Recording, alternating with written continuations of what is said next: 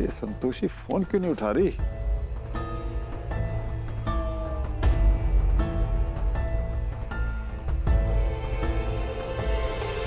Hello. हाँ काका। अरे संतोषी, तुमने इतनी देर तक अपना फोन क्यों नहीं लिया बेटा? देखो तुम ठीक ठाक पहुंच गई ना? मेले की इतनी भीड़ भाड़ में आवाज ही सुनाई नहीं दे रही थी। अच्छा बेटी, खैर का कुछ पता चला? अभी तक तो कुछ पता नहीं चला काका। ठीक है बेटा, जैसे ही पता चले हमें बता देना। हम फोन रखते हैं। ये धैर्य अचानक गायब कैसे हो सकता है? काका। हाँ बेटा। काका, संतोषी मैम के चाचा ने समाधि ली है और सुना है कि उनकी समाधि पे कोई बहुत बड़े बाबा आए हुए हैं। पुष्पा, ये तुम क्या कह रही हो? हमारी कुछ समझ में नहीं आ रहा। काका, समाधि तो वही लोग लेते हैं ना जिन्हें कोई सिद्धि प्राप्त होती है। हम तो उनके दर्शन करने जा रहे हैं। इस घर के लिए भी प्रार्थना करके आएंगे। अरे हम समझ गए, ये उस शेषनाग की कोई नई नौटंकी होगी। मैं उसे अच्छी तरह जानता हूँ। नहीं काका, हमारे कुछ जानकार गए थे वहाँ और उन सबकी मन्नत भी पूरी हुई है। पुष्पा, तुम मानो या ना मानो, लेकिन हम दावे के साथ कह सकते हैं ये उस शेषनाग की कोई नई चाल है लोगों को उल्लू बनाने की। अरे उल्टी खोपड़ी वाला आदमी है वो। ठीक है काका।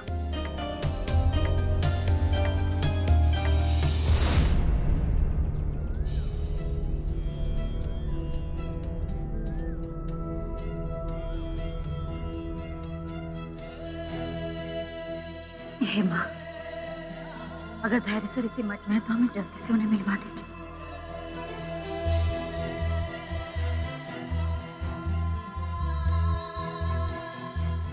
लेकिन इतने सारे लोगों के बीच में उन्हें ढूंढेंगे कहाँ?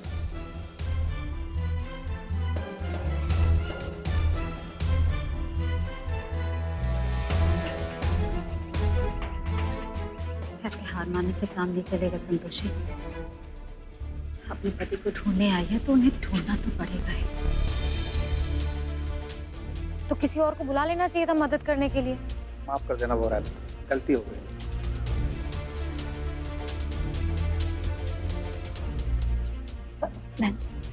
जरा आप बता सकते हैं कि इन्हें यहाँ मठ में कहीं देखा है?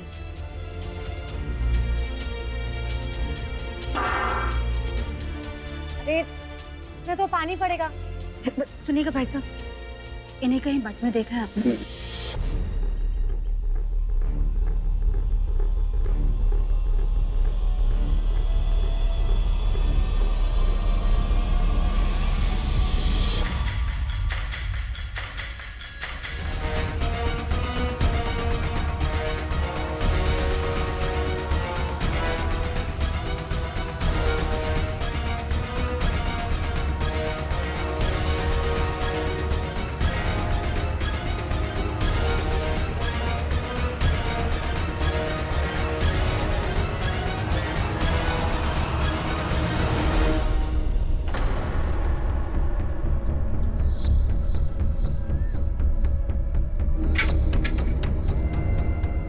गंगा,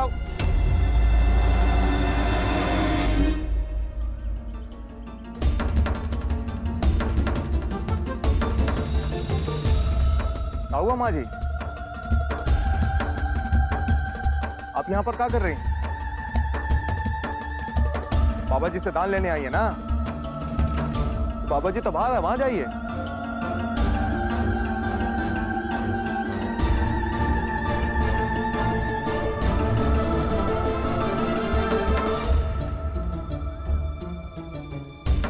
क्या हुआ गंगा, आप इनको जानती हैं क्या?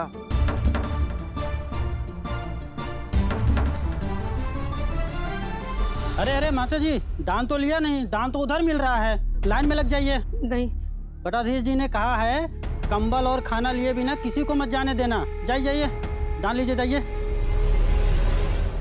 जब तुम झुमकी से बात कर रही थी, उससे कह रही थी कि तुम्हें अपनी बेटी की शादी के लिए मदद चाहिए, तो हमने सुन लिया था। मालकिन, मेरी बेटी का ब्याह करना है, मेरे पास पैसे नहीं है मालकिन। मालकिन, दया करके कुछ पैसे दे दीजिए, जिंदगी भर आपका उपकार मानूंगी।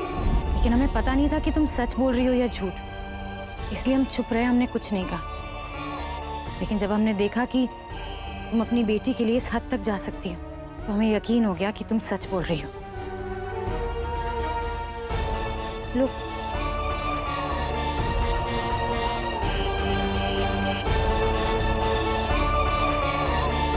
आप महान हो बहू जी।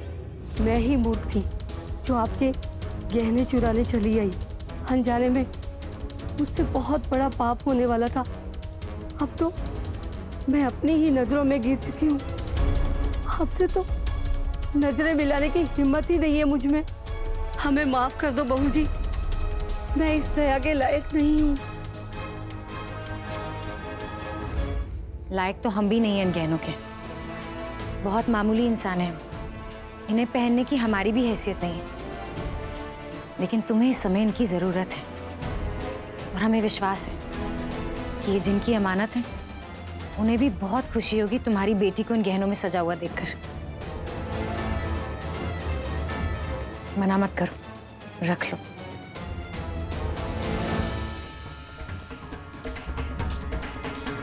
कहाँ जा रही थी तुम? मैं कहाँ जाऊंगी, कहीं नहीं। मुझे लगा कि इतनी अच्छी हवा चल रही है तो थोड़ा बाहर आके टहल लेती हूँ, तो इसलिए बस मैं बाहर टहलने आ गई। गुड, तो अंदर चलें? हाँ हाँ, अंदर चलें? हाँ चलो।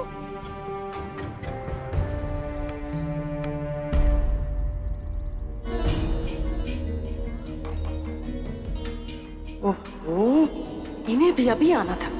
अब तो यहाँ से निकलने का चांस ही नहीं। मैसेज भेजना पड़ेगा कि अब नहीं आ सकती मैं।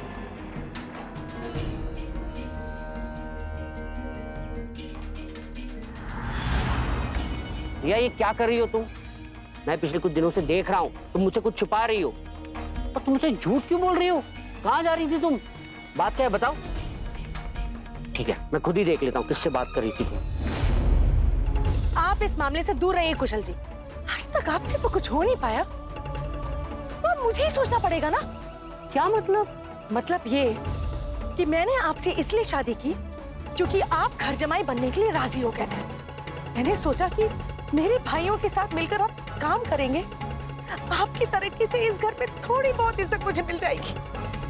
पर नहीं, आपको पता है, बचपन से आज तक मेरे साथ ऐसा बर्ताव होता रहा है मानो किसी को इस घर में मेरी कोई जरूरत ही नहीं है।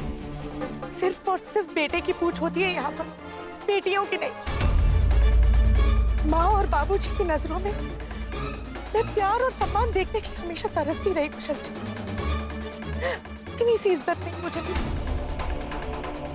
आप मेरी आखिरी उम्मीद थे कि आप कुछ करें, मुझे मेरी खोई हुई इज्जत दिलाएंगे। पर नहीं, आप भी खोटे सिक्के निकले। कुछ नहीं कर सके आप। जमाई बनने के बजाय घर की बहू बन के रह गए आप। यहाँ तक एक माँ बनने का सुख नहीं दे सके आप मुझे।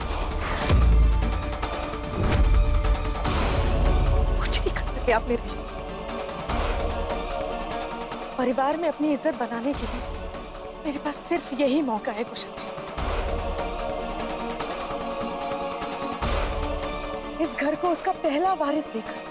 हमने कहा था सामने। चिल्लाओ मत, चिल्लाओ मत, चिल्लाओ मत।